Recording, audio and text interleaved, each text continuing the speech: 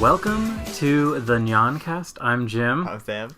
And today we're going to be talking about a movie that we just saw that I really enjoyed called The Night is Short, Walk On Girl.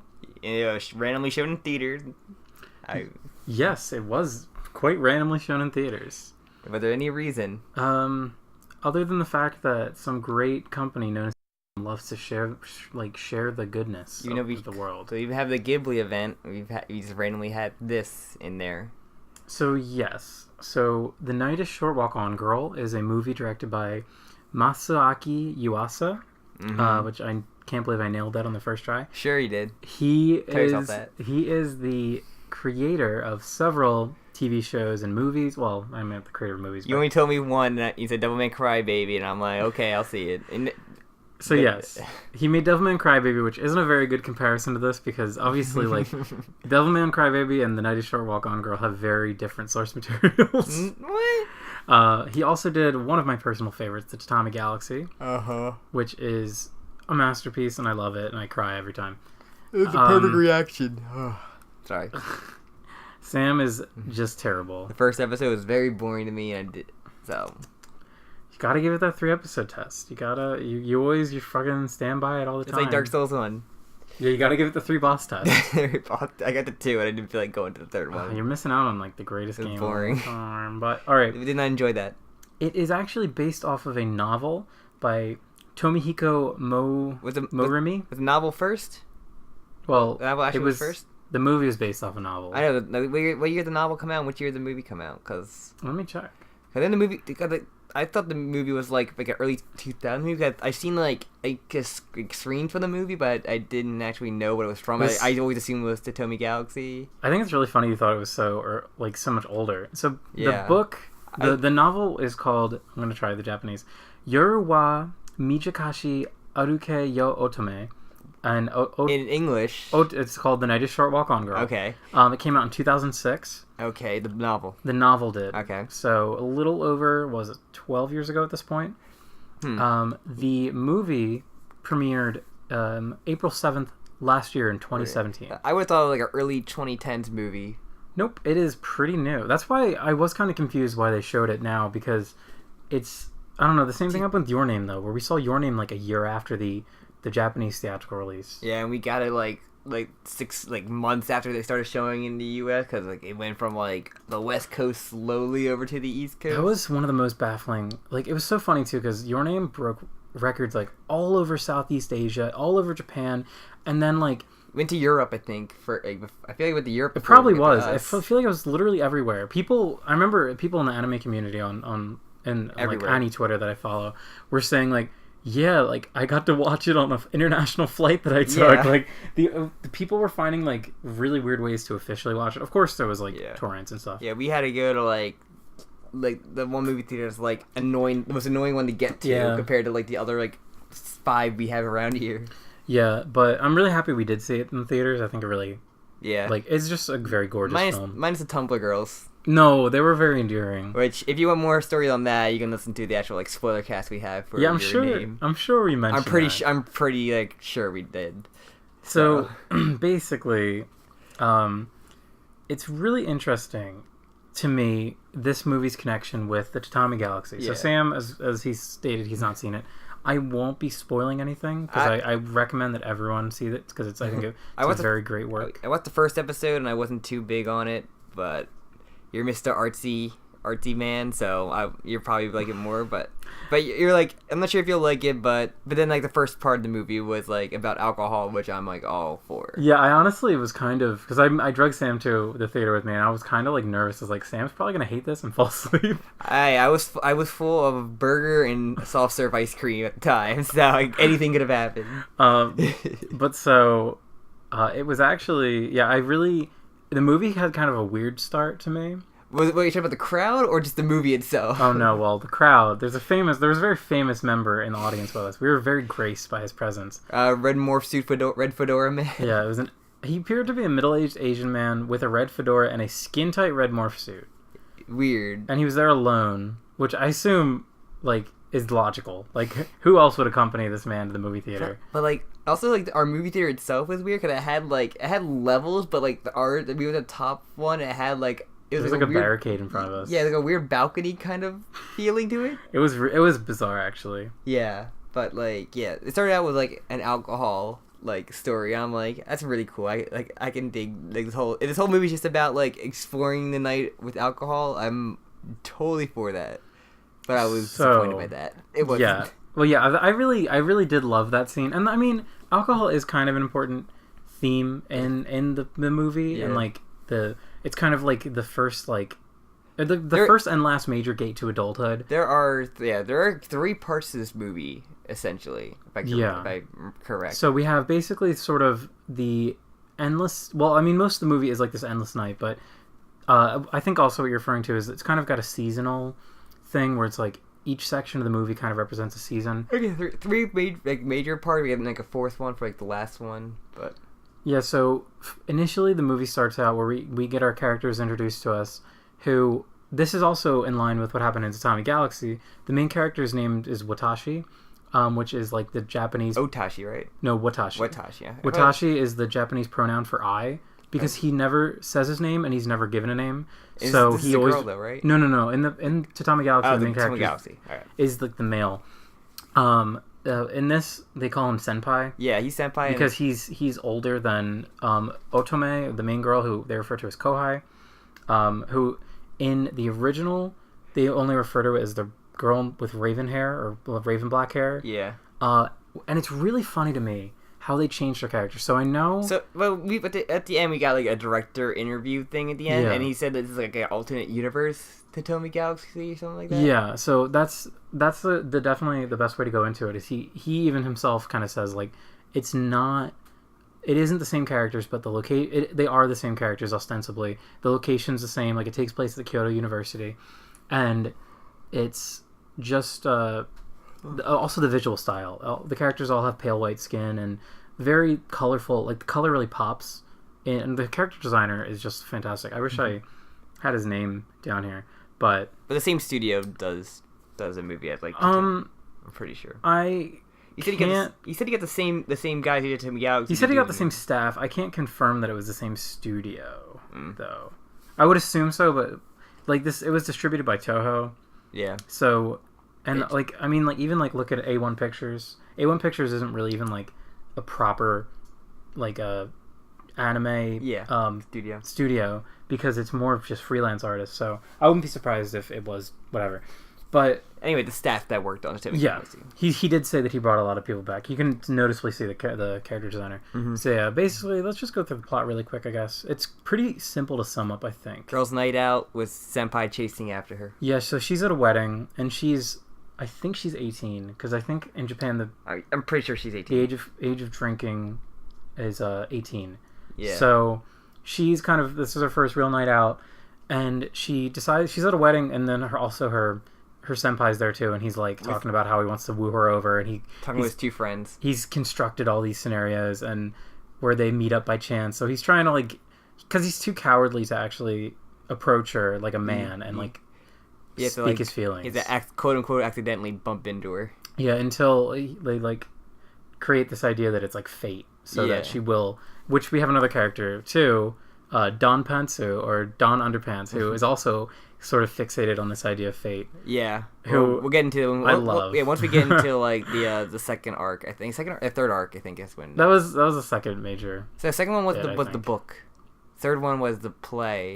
Yeah, there's there's a lot of overlap. Yeah, during the book section, we start seeing the. He starts coming the plays. He comes. It's teased, but then he's come to focus on the third part. This movie really kind of is a bunch of vignettes. I talked to my friend before I saw this movie, and he said you're gonna think the movie's ending 20 minutes in, and there is a really climactic scene where she's challenging this old man to a drinking contest. Yeah. But yeah, not to get too mired down on the plot. It could have easily been a 4-part miniseries. Of anime. Mm-hmm. I guess it does feel like chapters of a book. Yeah. It makes sense in that way to me. So we have this girl who kind of goes out on the town and she's kind of experimenting with alcohol, and meeting these eccentric individuals, and 2 of them are recurring. The guy with the weird like big chin, and then the other young girl. He's sort of like a monk. He's sort of like a monk samurai-esque type, and he looks like one of those abstract paintings. Yes. Of like samurais. Then also the woman with them, who she is an adult woman, and she's like kind of experienced in that. And I remember her less from the show. They were more bit parts. Okay. They were all in Tatami Galaxy, but like, and the old man with the chin he's also kind of a bit part. I do want to explain a little bit, I guess, before this about Tatami Galaxy. Sure. So the premise of Tatami Galaxy is the main character Watashi. It's this guy who's graduated high school. He's going to college. Like the whole like first scene in every episode is like him just walking through all the club room, essentially, seeing like, this is my future. Like my future is unfolding in front of me. I can take any path. And so each episode, roughly, ventures down, what if he went down this path? So the one episode, he joins a cycling club, and like you see the same events happen because it takes place over the course of sometimes his entire college education. So you see like him with certain characters over and over again, but it's how he's different, or really how he's not different. How it's him choosing a club didn't really change him, but it's just affecting like where he is or how he perceives things. But then it goes really deep into his own character and how he can't, like, he has these things holding him back, which is similar to the main character, the main male lead in this movie. He didn't like get like his like, he has a little moments here and there, but like his whole development like towards the end though, like I think to like at least the last half. Yeah, he's more of like a comical, like look at all of these like misfortunes that are happening to him, and I wasn't a fan of like a lot of the like, misfortune things, because he kind of felt like I see them a lot. Like, getting his pants stolen and falling naked in front of the girl and getting hit, that kind of thing. That felt very tropey. Yeah. And also, it was like... And him getting blamed by a shit kid to, like, stuff he didn't actually have a part of. No, I kind of agree. I wasn't really happy with him, his arc, because, in particular, like, the whole part of Tatami Galaxy is him kind of accepting that he's, like, a shitbag, and coming to terms with that, and like that kind of self-stagnation that you get in when you hit that sort of depression. Yeah, because like I know we watch enough shitty stuff like on this podcast to like know how the tropes, like how common these tropes are, especially like the older stuff. Like those are like major tropes of like of harem, like in like 90s anime, those ecchi kind of stuff, and like you get tired of those very, very easily. Yeah, but I think that the movie kind of sums his character up pretty well. I said his character it was improved so much more in the second half than the first half. Yeah. All right. So yeah, basically we have the first part of the movie where she's kind of exploring the night, befriending everyone she meets along the way. And this is one of the things I really love about this movie is how like how different ages are portrayed, and like we see her, she's super youthful and she's very live in the moment, very carefree. The girl in the red dress kind of like sticks out, like, yeah, she's very much like the center of attention, and she's so lively and youthful. Every other character is kind of like dull in comparison. Yeah. But then what she really does is kind of unites everyone in the town. Like there's all these different groups that are really segmented by age and ideology. There was like the young couple group, and then there was like there's the sophists. Yeah. Do you know what a sophist is? They're just like the old like elite kind of guys. Well, okay, like... so I didn't know what a sophist was, and I actually looked this up. I will double check. But a sophist is like someone who argues with like false arguments. So that's why one of the sophists was like saying, because he was clearly in love with the bride. Yeah. And his whole argument was, you shouldn't marry... marry someone you're not in love with, so you can develop that relationship better and build off it, I guess, build better, or marry someone you love with, and then you could have a worse chance of like... It wasn't even that you could build better, it was that when the marriage falls apart, it won't hurt as much. Okay. But he said when you marry someone you love... then if the chance, like it's not even like a guarantee, like if things go down, it will be worse. So then we see like them unite with an older group of people who they said that they were initially sophists as well. So then we just have like this kind of really lively like scene where the whole town is working together. Yeah, and then she challenges a guy to like a drinking contest to get... He's pretty much like the old man Jenkins who owns the whole town. Yeah. Sort of thing. Yeah, this weird like boat train. Yeah, really fun imagery in this movie. Yeah, like doesn't make any sense, but and they have but then they had the whole thing where they had the drinking contest of this like liquor they were kind of building up during this entire part, and like he drinks it like because he's the big like the you drink for like the bad reasons kind of thing, where she drinks for like the good reason, where she tastes it's a delicious thing and he tastes it as like kind of get an excuse or like something just to cover up for like I guess pain or whatever kind of stuff. Like he drinks it for the wrong reason, she drinks it like for the good reason kind of way. It literally is like a glass half full half empty mentality, where it's like they're experiencing the same thing, but she perceives it in such a different way because she has fresh eyes. She hasn't been corrupted by this, like by the life that this old man's led. And we can pretty much infer that he's probably kind of miserly and like he's really wealthy. And like, how do you get wealthy? It's by like exploiting people and like there's definitely an isolation, and we see him super isolated. Yeah. But her, like, she's at the bottom, and she even says like, I don't have any money. So she's kind of floating around like on the good graces of others. So she's definitely like I don't know, that whole mentality of like kind of the joyful versus like the bitter and like the different love for alcohol, the jaded, the sort of jaded. And she ends up, because of her positive outlook and how her positive outlook is a force of power, it is literally like a method to change society. She wins. It felt like a movie, like a very condensed, like different movie. It did. It really did. Where she feeds the final boss, and then it kind of goes into the next scenario afterwards, which is like the book. It was like the outdoor book fair, which to me felt like summer. Like, I'm pretty sure that was supposed to represent summer because not only were people complaining it was hot, there was also like people eating incredibly hot food. Yeah, which is probably one of the most fun parts of the movie. I think anything with the books wasn't good, but the eating contest where Senpai gets like convinced it to go to like this auction where like you don't pay with money, you have to survive eating food to get like a choice on this guy's bookshelf. And so this is what I was saying, like this man is hoarding, like it's the old guy again, and the way that he's made his fortune is he hoards this mass collection of books, and what he's doing with that is making people suffer for his own enjoyment. And so basically Senpai knows that, because he's a stalker essentially and he works with stalkers, he knows that Kohai, her favorite novel, or like he knows that this book fair has her original favorite children's book. Yeah, his friend, the club president, the cross-dressing club president. Yeah, that he's like, I found her file. This is like everything you know. You find this book which we have located in this fair. Not sure where, but it's in the fair. And you can probably win her heart. And of course, it's at this super epic challenge. And so the best part of it. I know this one character kind of shows up, and I'm sure you were kind of confused by it. But there's a child who is, I think they refer to him as... Little goblin kid? Yeah, I think they refer to him as, like, the spirit of book fairs or something. The spirit of books or something. He is a character. He's a character that comes from... he's inspired by a character from the other... Yeah, well, his whole thing, like, afterwards, because, like, he's like, all books shouldn't be hoarded. They should be spread around for everyone to read. Like, there's always a book for everyone kind of thing.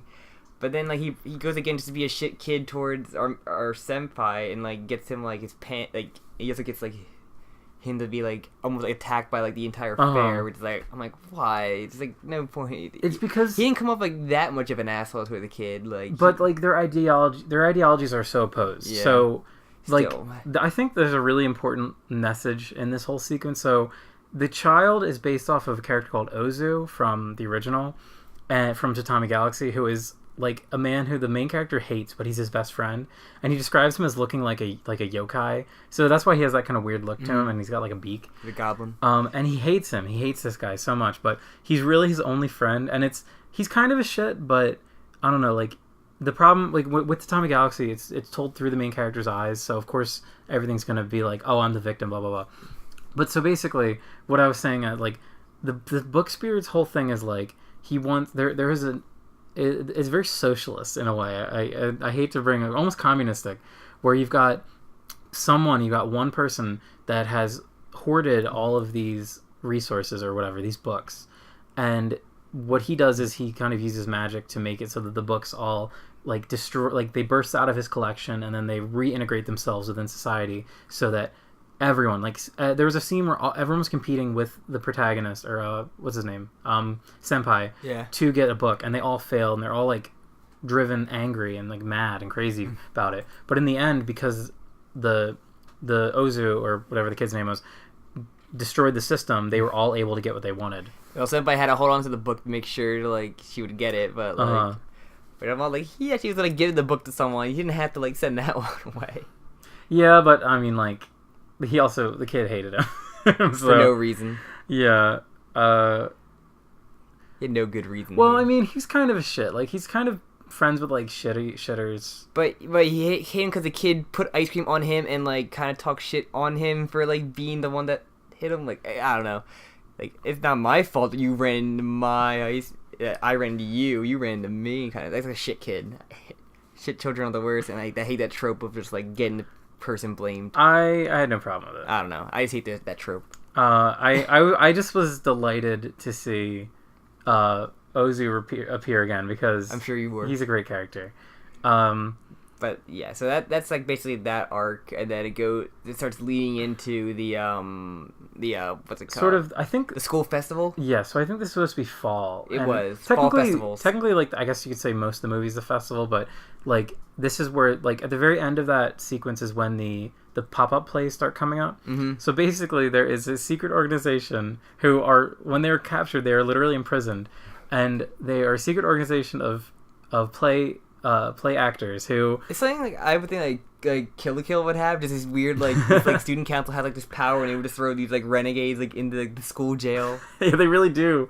And it is like, it's a very like anti-government. Now that I'm talking about this movie, it's very like subversive towards like social structures and government structures. So basically, you've got this nanny state, which is the student council, and the student council president literally knows everything about everyone, and they are working on not trying to, they definitely are undermining student council, but they also are like obsessed with this. They have one goal of romance, true romance, where we have our character Don Pantsu. He's the guy in charge of everything, essentially. Yeah, so he's writing the play, and his whole motive is he's writing the play so that this woman that he shared this fateful encounter where the stars aligned and apples rained from the sky. Yes. And hit them both on the head at the same time. Apples from two different carts, so unrelated. It wasn't like one apple cart fell. It was two different falling apple carts. So they have this whole thing where it's like he's this romantic ideal, and it's like nothing else can satisfy him. Because they both were laughing at the same time, and he thought that was like true love, and like, he's trying to find this person again, that kind of thing. Mm-hmm. And a different kind of movie. Yeah, and then so most of these scenes are the main character trying to get onto one of these pop-up plays to... Well, she doesn't get on. She gets like forced on it because the girl gets arrested. I keep saying the main character because I'm thinking of Tatami Galaxy. I was talking about Senpai. Oh, okay. I was talking about... No, Kohai, which is another reason I love her so much. She just is like so willing to go with whatever, and she just has so much energy. She's like, yeah, I just want to be part of this. Like, let me be part of this fucking event. Yeah, but then like, yes, so she gets on there, and then there's gonna be like a romance. She finds that there's gonna be like a romance kind of a kissing scene. Yeah. And he swoops in, like, kicks Don Underpants off, and like does the thing for her. But also, Don Underpants, his whole gimmick is like he had not watched Underpants since that encounter until he finds her again. Yeah, his fighting spirit, his drive is so fucking determined that he will suffer through gross underwear. Which, another gag that I loved is that he always reassures people. He's like, don't worry, I'm not... Like, there's a part where they're at they have a... what are they called? Kotatsu. Kotatsu. Oh my god, thank you. They have a kotatsu, and then Don Underpants is like, don't worry, I'm not under there. Because he's a gross man who does not change his underwear. During the summer, the kotatsu was a cold one. It had like a giant ice cubic on the table. Yeah, which I actually loved. But so basically... the main senpai tries to come in and steal the limelight, and he fails. Yeah, he wants to get a kiss with everybody. He almost gets it, but then like a trap door comes on, and then like everyone. This is probably the best part of the movie. Like... Well, yeah. So there's what these scenes are punctuated by these like literal songs. Like the characters just start pouring their hearts out, like singing these very literal songs, yeah. And they're hilarious. And like I know our audience was really laughing at it too. Like a lot of people in the audience really like responded well to those scenes. I was laughing too. This is probably the best scene in the, like, probably my favorite scene in the movie. Yeah. So basically, we have Don Underpants, and he's like, "All right, this is it, girl that our apple's head with the pink wig or the pink hair. I'm here." And then she shows up, and the second she was there and she spoke, I was like, "Oh, it's the fucking cross-dresser." Yeah, because like when you first meet him, he's like, "Oh yeah, he's a student council, but he's known for cross-dressing. He like can like tickle the fancy of like men and women alike kind of thing." And I'm like, and it was like an hour in, I'm like, that's not gonna be called back now, is it? And then like they're like Jim was like no, like Yeah, I think I even like looked over to you and I was like, it's him. Like, and then so they have a whole scene where they're singing and dancing, and it's so funny to me because like they both just fall into it. They're just like he rips off the wig and like I was the man the entire time kind of thing. But like but he goes like I will love you no matter what, and he goes like Don Underpants is he's so like fixated on this ideal that he cannot, even though it seems like he isn't gay. It seems like he isn't interested in him sexually anymore. He's like, I'll be a woman for you. And then like, the goes like, I'll be a woman for you. The I'll be a woman for you line made me laugh so hard. But then the part where they're both like silent, like, please say no, please say like, please say no, and please say no, like back and forth. Yeah, like, they're like, in the moment. They like, did this all in the moment. Don't actually want to do this. It was like the pressure of like the performance like had it like they couldn't break it. But then like the what's her name? She's like one of the prop coordinators for the play. She's like one of the directors. Like, yeah. And then she's like, oh, I loved you, Don, the entire time. Love with me instead. And she has a whole song too, and he's like, I will not. And, like he sings back to her like, I can't go against fate. And then like what fell from the sky? Okay, so in the first act, there was a guy, the guy who collected the porn. He said, I thought he drew the porn.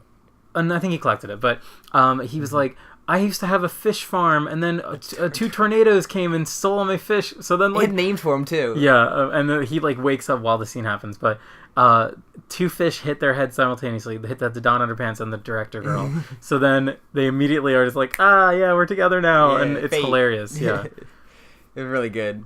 Oh my god! And then, so what was happening kind of in the background was during the drinking scene in the first act, the girl whose name I forget, maybe it's in the girl who's always with the monk. Yeah. She got sick from the old man, and then as time goes on, like this cold has been everyone spread. Sneezes like once, and like you see them, or last time you see them, they will sneeze. And this is the winter one when everyone gets sick, and like everyone's kind of like in their home, like the streets are abandoned.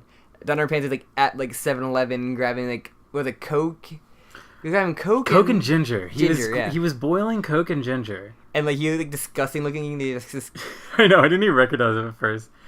It's really funny though how like the movie was so hype. Like the tone was so like rapid fire in I guess fall. You'd call that like the singing scenes. All the energy like coming up, and then you get to like the winter, whatever. It gets cold, barren, like, and all the leaves fall basically, and like nothing left but like. And Kohai, who was like super lively, she's now like super nurturing, and she visits like everyone, literally everyone that she met that night. She visits them and like makes them. Was it like egg sake or something? It looked delicious. I'm not entirely sure, but I also you give this remedy of Coke and ginger to other people as well, kind of thing. She was like, I'm not going to. It's terrible. But yeah, so she goes to the president and just like says like, oh, senpai, he like really likes you, like he did all that like, oh no, did you ever just come to no, he really likes you, and he did that like on his own to try to meet you, try to talk up with you. He's like, you should visit him, like he lives here. And then like he's sick too, but like the president's like, oh, she's coming, and he's like, I'm not. And then that's when we have like the whole inside the head thing, which is kind of I don't know, it kind of comes out of nowhere, like the whole like, it does kind of come out of nowhere. I'm pretty sure the cowboy appears a little bit like in the movie, but like this is like when that whole like mind thing explodes, kind of. Yeah, which is really funny because I've seen a few of Yuasa's movies. Mind Game really jumps out to me, where there will just be sequences where like logic ceases, and there will just be some fantastic visuals. Because she's trying to get there, and like the wind's like pushing her back and everything, and then then all the things appear, like all of, like his mind appears. She also, you missed the scene where she goes to the old man, the miserly old man. Yeah, that's right. And she kind of like warms his cold heart. Yeah, like, I love his coughs that shake. It's a tiny little cough that shake the entire like house and everything. But so yeah, basically she just kind of is just like this great force of good, and everyone loves her, and she just kind of invigorates life into everything. And the whole thing with the old man is he's like, I don't deserve to live anymore. Just let me die. Like I'm just a nothing waste, and no one cares for me anymore. And she's like, no, but your impacts are still felt by your disease giving, like sneezing on everyone. You brought people together. Yeah, which in a way is true, but it's also that's one of the weirdest morals of the movie for me. Is like her trying to justify his usefulness by him like making people sick. Yeah, your actions still brought people together, whether you know it or not. Yeah, I guess that's the best takeaway from it. Yeah. But so yeah, then as you said, then his mind becomes personified by a sort of like United Nations meeting where there's different aspects of his personality, because he's like really sick and he's clearly like having fever dreams. His different aspects of his personality represented by like different groups who are saying like blah blah blah, we need to do this, we need to do this. But then the cowboy is a pseudo character that appears in Tatami Galaxy. Okay, it does appear in Tatami Galaxy. Right? He is literally a manifestation for the main character's sex drive. Literally his penis in some sequences. It makes a pop. It does like the pop noise, and like it's very obvious that like it's penis. And, and there's that, and then there's like the black black shadow version of him. Yeah, obviously the cowboy was easy to pick. The Black Shadow I think that was probably supposed to be like him in the movie, like the guy that's kind of using underhanded ways at getting with this girl. Reminded me, remember in SpongeBob when he's inside his mind, there's like just multiple versions of him running around? Yeah. Like, that's kind of reminded me of that. This is just a metaphor to show the abstract thought. I don't pay you. He's like, I don't pay you to think. It's like, no, I have wife and kids. Like, oh my god, SpongeBob is so you gotta remember good. fine dining and breathing. My name? We threw out his name. That might be one of the funniest episodes. It's so good. All right, sorry. Like, let's finish. SpongeBob will always relate to everything, no matter what. There will always be. There's just too much of it. That and like Simpsons. All right, but so, basically he kind of has this inner turmoil where his sex drive / passion kind of wins out. His sex drive is fighting his normal mind itself of like doing the coincidences kind of. Yeah. Coincidence, either go for it, or the coincidence is like fighting each other basically. And what I also enjoyed was how like they represented his like intrusive thoughts, like where he's like, oh yeah, like, oh, grope her, like oh yeah, look at her ass. Like it was kind of like his mind was breaking in a way where he was reverting to like unacceptably primitive, like a stereotypical creeper character. Yeah, it was kind of becoming like the worst of what he could have been. Yeah. But then of course we kind of realize this is a bit of a dream sequence. Yeah, he wakes up and she's there with him. And then they have kind of a touching scene where this is the thing, like, the movie has its cake and eats it too with him. Like, it doesn't want to make him this creeper guy, but then in the end of the movie, he gets to give her what was it called? Ratatatam. He's like, you found the book. Like, yeah, I was going to give it to you, but I couldn't actually find to give it to you. Yeah, and they never really, reconcile that his motives were kind of questionable throughout. Yeah, but it also goes to a point where like where she always say like a coincidence, where she's like, oh, it must have been fate, and he goes like, oh, this is a coincidence, like kind of thing. They kind of switch it up there, and then like, but then he invites her to like coffee and like. And they go to a book. They want to go to a bookstore. This is 6 a.m. She said I woke up at 6 a.m. It's like a 7. I think she just said she woke up from 6 a.m. from nerves. I think that was the impression. Either that or like they woke up really early. I don't know how Japan hours they're fucking Japan. Yeah, Japan hours could be like they could be very early birds. But so. And that's basically you have a little bit of their date, and that's like the end of the movie, basically, right? Yeah, I really enjoyed it. It was really good. Yeah, I liked it. It didn't strike a nerve with me like Tatami Galaxy did. It felt much lighter. In emotional feelings. I said this totally could have been like a mini series, like other than a movie. Could have had a movie for every season, like every major event, and I think it would have worked just as well as a movie. I enjoyed how snappy it was though, because like you would just go from like sequence to sequence. And the transitions I thought were really good for the most part. I think getting to the book fair was probably one of the weakest. I say the book fair definitely weakest, other than the eating contest was definitely the best part of that one. Yeah, I enjoyed that eating contest a lot more than that sequence was great. But like, because they kind of like that's why the movie feels like it kind of ends after the drinking contest, because then they're just like, oh yeah, let's go to a book fair. And whereas the other times, like during the book fair, we start seeing like the plays pop up, and like we have all these things where they start showing Dawn Underpants, and and like they start like really feeding into the next sequence. And then same with like. We have during the end of that sequence, we have the winds coming in, like the carry the fish. So there is like a congruity to it, and I just enjoyed that. Yeah, I like it. I came in not expecting much from it because I did enjoy what I saw from Tatami Galaxy, but like it's a lot easier to follow. I think at least first episode, like yeah, there's a lot of fast talking where in this movie, everyone you can understand everything. For a Yuasa film, it was very literal. Which I was surprised, because his movies and his works tend to be... Well, Devilman is also pretty... Devilman kind of flirts with it. Yeah, that's both. Both ways. But like Mind Game in particular, you would probably not like Mind Game because it gets kind of draggy in places, and then it will just like explode in like creativity and wackiness. Like, so basically the plot of the film, it's hard to spoil because it's not much happens, but these people end up getting trapped in a place for a very long time, and they start to do wacky things to keep their minds sharp. So there's a whole scene where like they're just chilling, and then the one girl who is like pretty like conservative or just not really like sexual, she gets like naked and she starts doing weird stuff with like her boobs, and like it's just really weird. She does all this weird sex stuff, and it's like about expression and such. But then later on in the movie, literally the visual style changes, and like they're on like an alien planet, and they're all like these like squid kids sort of. It's so Splatoon. It becomes the prequel to Splatoon. It has it's bizarre, like, and it's weird because like on Netflix they advertise that sequence. It's on it was on Netflix. It okay. might not be anymore, but they showed that like one of those screenshots from that scene, and if you saw that and expected to see that in the movie, you'd not be getting the right expectations. Yeah, it's always weird when they do that. But so this movie only really had that one sequence. I mean, it starts to get pretty not mind fucky, but like very what is it called? Oh my god, I'm trying to use all these big words. Contemplative. Okay. During winter, when she's kind of going from person to person, and then we're sort of getting like these different perspectives on what happened. Sorry. You're good. You have more connection to this because you've liked a lot of his work, so like I'm not too familiar with him. And it's really, I feel like knowing Tatami Galaxy really informs the characters a lot.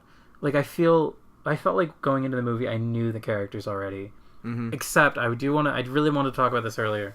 I don't want to spoil too much of Tatami Galaxy because I think everyone should watch it. If you haven't seen it and you've seen this movie, just watch it. You'll probably love it, like I did.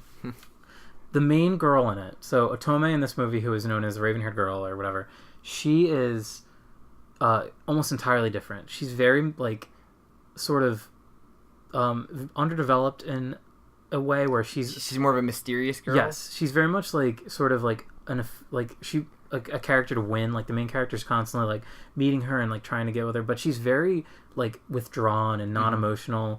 She rarely smiles, if she does at all.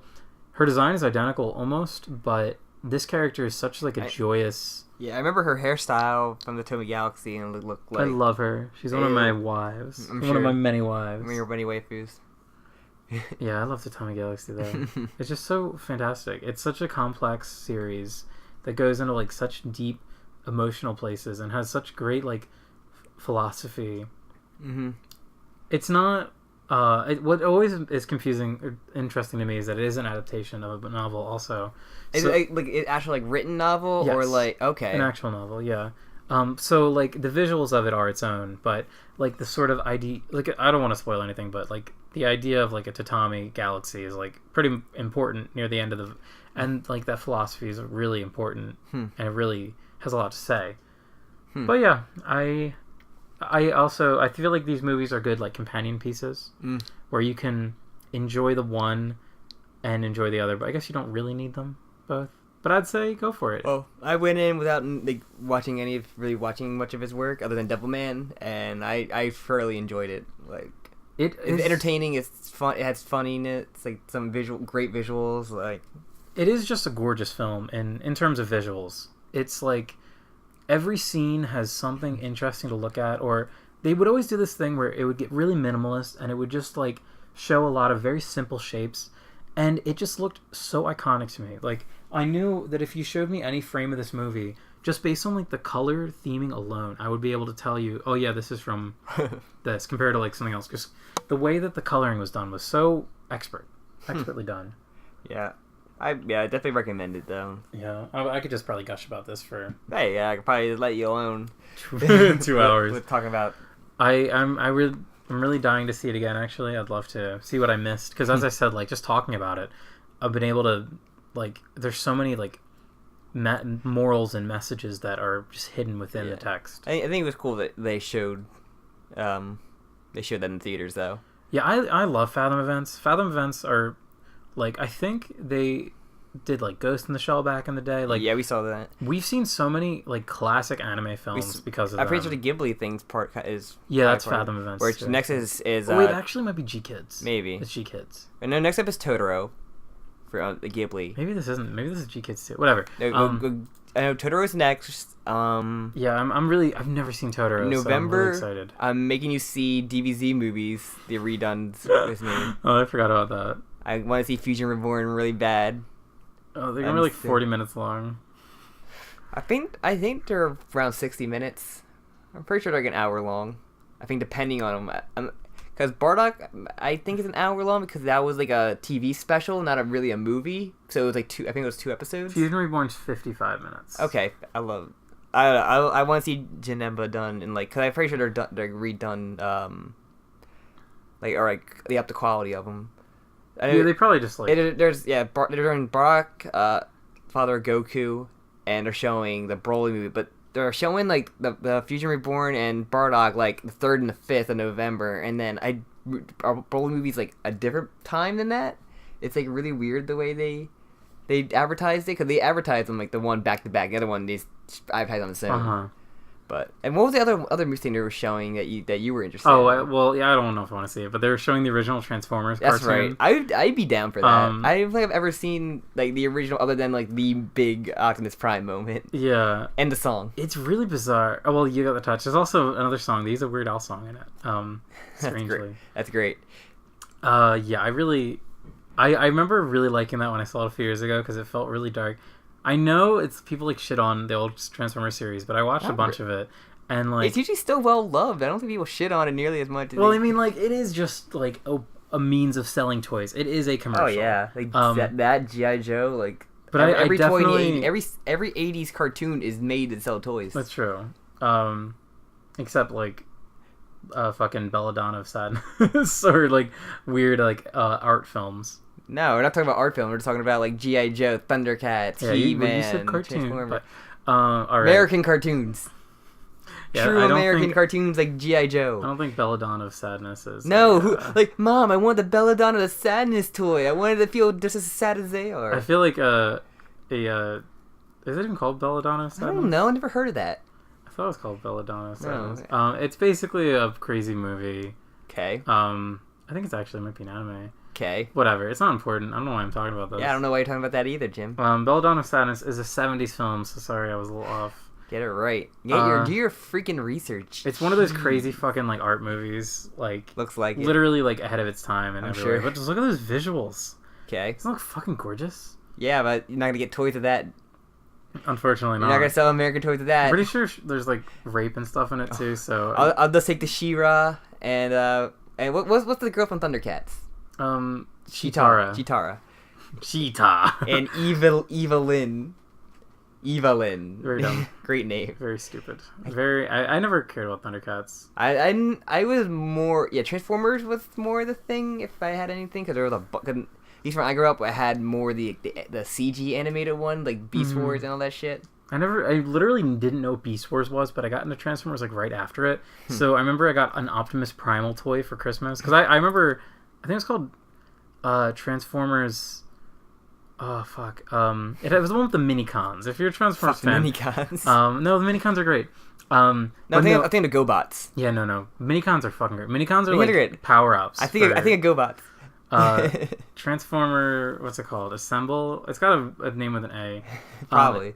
Assembly. Assembly is required. I had Beast. Like I remember I had some McDonald's like Beast Wars toys. That's so funny. I literally didn't know anything about Beast Wars. I think it was just called Transformers Robots in Disguise. Probably. Because it wasn't Transformers Animated. Yeah, no, this is... Yeah, it was actually right after the Beast Wars. But no, so I was really into Transformers, and I ended up getting an Optimus Primal toy, where Optimus Prime was like a fucking ape or something. And I was like, this isn't my Transformers.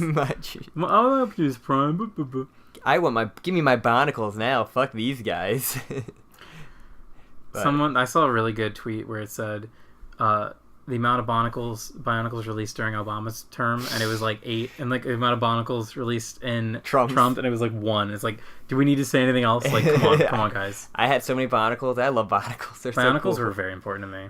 I had the OG ones. I had like the weird like the fat ones. Xenomorph ones. I don't remember. They had like their heads would open up, and they had a little like larva thing in there, like colored larva. It was like really cool. That's weird. They were like kind of hunched over. Like they're really cool. All right, let me just officially end. We're gonna officially end Girl in the Dragon Tattoo. What's it called? The Night is Short. Walk on. Firewalk with me. Firewalk with me. We both recommended it. I definitely recommend it. I give it an 8 out of 10. Yeah, that sounds about right for me. All right, back to talking about Transformers toys. I had a really cool Optimus Prime. I had a really cool Unicron. I had a Unicron that was fucking humongous. He was epic. I had an Optimus Prime that had a trailer that had like 4 other bots that would attach them. It was like a Power Ranger sword where like stuff would just attach to their arms and like. Oh yeah, I think I had that one too. I had I think it was a Megatron, but he would turn to like he had a tank on a mini tank on his back, but he also be a jet form version of Megatron. It wasn't Starscream. I knew 100%. It was like a Megatron with a tank on his back. Well, jet. It was like really. So I remember what happened. There was and this might be what you're thinking of. There was I don't know his name because I'm an adult now and I don't remember every Transformer's name. He was a giant battleship. I had that one. Yes, and so what happened was he was in 3 pieces. I had that one. You could disassemble his pieces and reassemble them and put them onto Megatron as like attachments. Well, I still I had think that the one. one was like a back. I still had the battleship in my dad's, and like it would be 2 pieces. Like it was 3 pieces. Well, it was technically 3, but for mine was anyway. It was like 2 pieces, and you put it would each be half of the body come out, and then a little guy would be the head. You put the head on top. This is maybe a different one, but it must have been a different one. It was a way bigger battleship Transformer. It was awesome. It was pretty epic. And also, my dad got me just like it looked like a model like sports car you would get, but it would be able to transform into like an actual Autobot. It was really nice looking. Like, that's pretty cool. But but it was really hard to transform because it was like so well. Yeah, not for children's fingers. Yeah. Yeah, I basically had a ton of Transformers toys, and I got rid of them all. I had a shit ton of Bionicles, and I had God, what were those little figurines? They were like, it was like Imagine. It wasn't like Imagine. I don't know. They had like weird like Pirates, Vikings. Imaginex? Maybe I don't know. They were like these little like ones, but they had like. Yeah, I remember. I had Pirates, though. Cowboys, Knights. Like they were fucking. I had a large variety of them. They were so good. Bionicles are just so badass. Like, I just am smiling thinking about how cool Bionicles are. I know, and then but they're always the one like you can like get 2 different ones and combine them, and I'm like. I don't want to take them apart. I want to keep, but then that Bionicles kind of got me into building Gundams afterwards, which is like Babby's first Gundam. Pretty much, to be honest. Bionicles are really cool and they're really easy to build, which was my favorite part because I would constantly like rip them apart and like make different ones out of like all the parts. So I'd connect like different. I don't know. I had such fun with that. When did you show the Bionicle movie in theaters? Fuck that. I had a Game Boy Advance. It looks so terrible. I had a Game Boy Advance Bionicle game. The appeal of Bionicle for me is not something that would get satisfied by watching a movie about Bionicles. It's Lego Power Rangers. Like you're watching these multicolored, like different themed guys like team up, and you can combine them to make like a bigger, like this huge super one. I believe it. So that's just. So all right, let's move on. We haven't actually had an official Nyancast in a very long time. We had like a JoJo month. Yeah. So I guess, do you just want to go where we're what we have been doing? Because I know you really want to talk about One Punch Man. I do kind of want to talk about One Punch Man. Go ahead. So yes, you've been reading it, right? I've finished One Punch Man. You're caught up. I am One Punch Man. You're caught up with it. Yeah, I recently caught up. I don't know the chapter exactly. It's going to be dated by this episode, but basically, One Punch Man died. It's fucking crazy. I can't believe they killed him off so early. Shut up. I'm kidding. I know. I think it's chapter 138. I might be wrong, but basically, One Punch Man is awesome, and I forgot how much I loved it because like when it came out, I love the anime. I watched it. I watched it when it came out, and then I watched it. Actually, I showed my mom, and we didn't finish it, which kind of bummed me out because I was like, I love this show, but like, just rereading the parts the anime covered, just like. Awesome. Like it's just it's so good, and the art is incredible in the manga. It's done by the guy that did Eye Shield 21. Okay. He's a pretty famous manga artist, and it's just gorgeous. Like every frame is just good, and like it's funny. It's really fucking funny. It makes me laugh really hard, and I love it. Except one of the weirdest things about it is, so if you're familiar with One Punch Man at all, there is a character who is like kind of a lolly Tornado? Yeah, Tornado. Everyone knows Tornado. Yeah, so, you know One Punch Man, you know Tornado. So yeah, basically she has a sister in the show. Yeah. Or in the whatever, in the There's an OVA manga. episode with her. So. Yeah, which actually, now that I think, it was completely original because that isn't The train thing. the train thing didn't happen in the manga. Basically, she is she just looks like an older version of Tornado. But she's your younger sister. But she's her younger sister, which is kind of funny. But the guy that fucking draws the manga is obsessed with her and will constantly make her cover photo. Like, the cover photo will be her, and she won't be in the chapter. Yeah, I always remember the picture of her getting out of the car is always like the most what I think of. It's funny, like, they actually, for a bit, they were doing a thing where, like, the cover photo, some of these were also collected in like volumes, so I'm not sure exactly how consistent, but it almost looks like it's drawn on like a bar napkin. But like every time it was drawn on a bar napkin, it was her. And it's like those preferences, man, they have of characters. Like going through like looking for like One Piece merch. Like, you know, I got a lot of it, but I look for Robin. I'm like, man, there's just like not much of Robin. And then I see like the other two girls, where it's just like. And like, even this one character that was like only in the earliest part of it, really, just like there's just so much like different variation. I'm like, dude, give me some love for my girl, like, and just like they just sexualize them so like insanely much. Like the figures are like horrifying, like how sexualized they are. I'm like, I think my Robin figure that can get changes when it gets wet. It's like I just don't get it. Like, it's people. This, I guess, whatever character sells the most, or like they have preference, they just want to like sell it. But sell it's not that. Like, so I also am caught up with Dr. Stone recently. I think actually I caught up since last time. Whatever. But so I also love Dr. Stone. Dr. Stone's really great. But interestingly, they did a character poll. Who's your favorite? Yeah, and of course this is going to be for people in Japan that are reading Jump. And it was really interesting because, like, of course, the main character, Dr. Stone, but then, like, one character who just kind of appears out of nowhere became really high. And then, like, just seeing, like, some of my favorites just super low on the list. Like, no one gives a shit. It's really interesting. Like, I remember, people, like, the Hunter x Hunter thing, Gon's not even, like, he's, like, number 3 compared to, like, Kiryu and, like... Killua. I don't know. I haven't got there yet. I haven't started Hunter x Hunter yet, but, yeah. Gon's, like, not even the most popular character compared to, like... But that's like popularity polls aside, like he's just the artist. Like I would love to see a One Punch Man popularity poll because there's no way that Blizzard's the character's name. There's no way Blizzard's up as far as he wishes. I feel like Gino would be like number 1 compared to like Gino. Well, obviously Saitama would be 1 because he's fucking One Punch Man and he's still. I feel like Gino's like the real main character of One Punch Man. Because like it's a lot from his point of view for the most part. In the anime. In anime, at least. I guess. He kind of works as like that, but he's like Polnareff. He's like the real main character. Kind of. But it's not really like about his struggles. Yeah. As much as it is about Saitama. But whatever. No, I'm just talking about One Punch Man. I was gonna say something else. You still talking about Dr. Stone? Dr. Stone's really great too. I love it. But yeah, character polls are really interesting. I remember reading Naruto. Like they would always have a character poll before the manga would start or after the end of the manga, and like it's funny. Naruto's always like. Like the Kakashi, the guy with the mask over his mouth, like he was always like number 1. It was always I always find it interesting when like shonen's like the main character's never like the top like poll. That's why I was shocked. Well, minor spoiler for early Dr. Stone. The main Dr. Stone isn't initially the main character; it's his friend. But then like the writers clearly realized like, no, Dr. Stone is the character that people care about. Like. Dr. Stone is the most fun character, so let's make... I keep calling him Dr. Stone. His name's not Dr. Stone. His name is Senku. But Dr. Stone... Is his last name Stone? No, it isn't. But when you see Dr. Stone and his face all the time, like, the connection gets made. So I'm sure someone was probably raging listening to me call Senketsu, whatever his name is. Call him Dr. Stone. Whatever. Basically, I have just been super into manga lately. And I love manga. When you start in One Piece? Honestly, I might next, because like... Or Naruto. No, I will never read Naruto.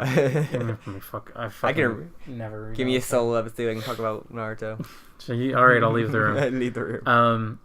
I really, actually, I was thinking I was going to start One Piece the other day, but then I was like, you know what, I'm going to try catching up on One Punch Man. And I totally forgot how much I love One Punch Man. And it is so good, and like some of the characters are great. There's a newer character, I don't want to spoil anything, but they really have been doing a lot with him, and he's like fucking awesome. And I love him. That's cool. And they did it like twice. Like they just introduced a new character. Like there's a character that is just in one arc, but he goes through such a fucking character change. It is awesome. I cannot wait.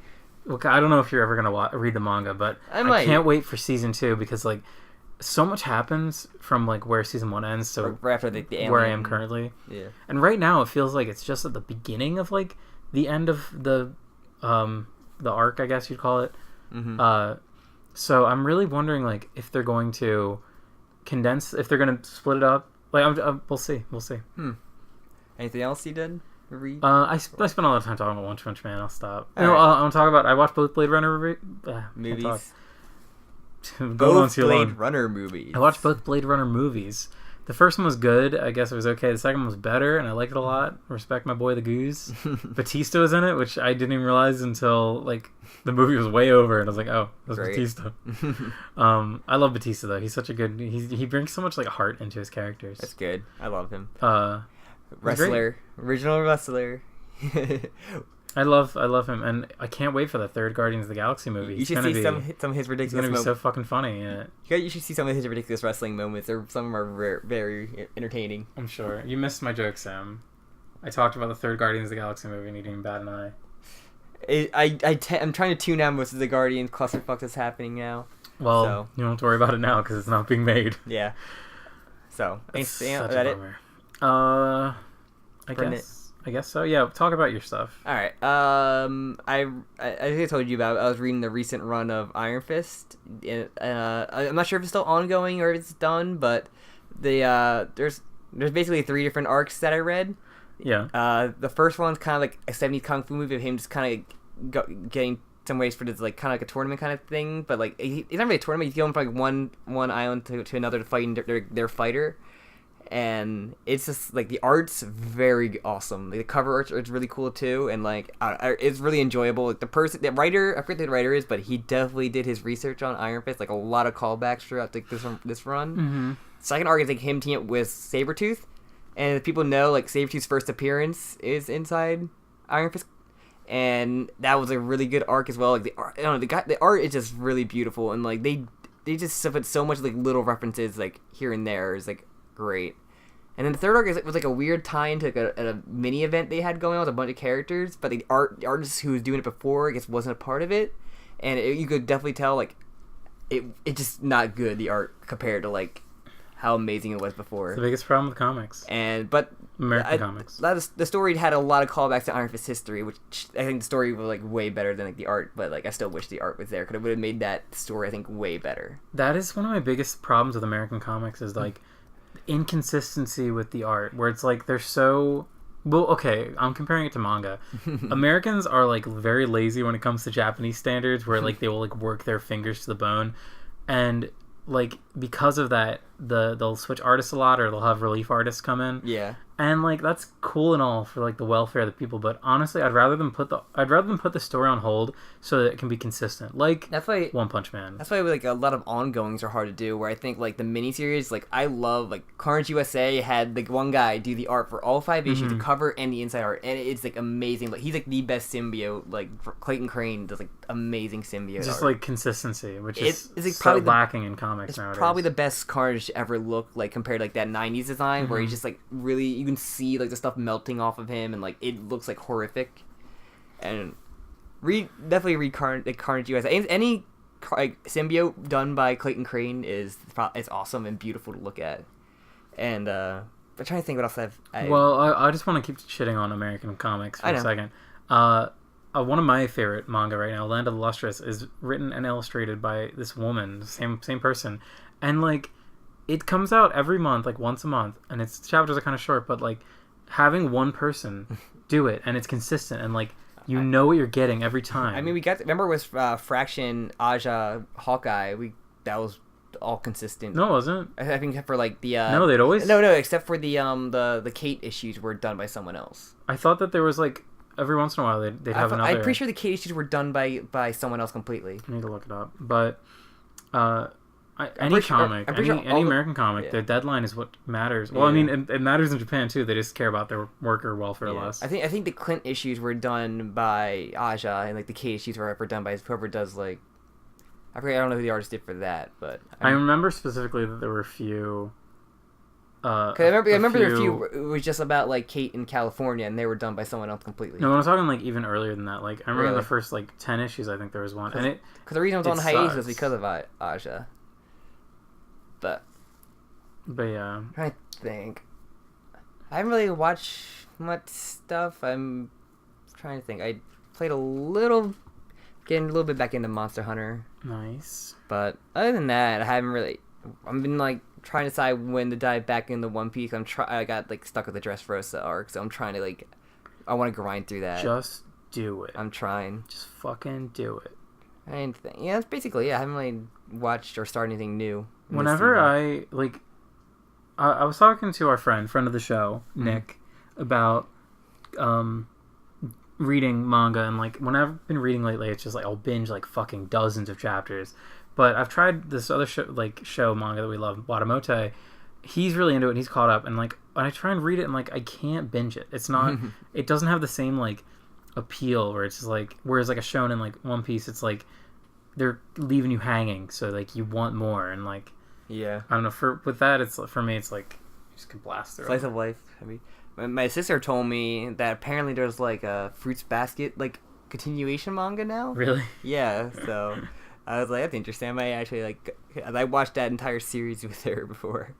I might check that out. Fruit Basket had a little like that love for me. So. So all right. Anything else? You start trying to look up the art thing. Yeah, because I'm petty. I can't find anything conclusive. I guess that's really it. I mean, we have to do root beer talk. Like no, we don't. Like we just have to have a section where we talk about root beer. No, we don't even talk about root beer.